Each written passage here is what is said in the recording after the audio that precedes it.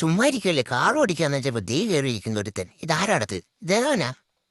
ആപ്പോൾ തന്നെ പറഞ്ഞു വിട്ട് വീലൊക്കെ കറങ്ങുന്നുണ്ടോന്ന് നോക്കി. ഇനി നമുക്ക് ഫ്ലൈറ്റ് ബുക്കിംഗ് ദാത്തും കഴിക്കാം.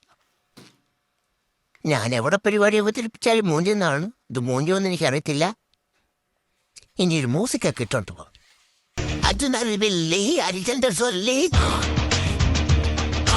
എതിരിയ കൊല്ലി ഇമയത്തവല്ലേ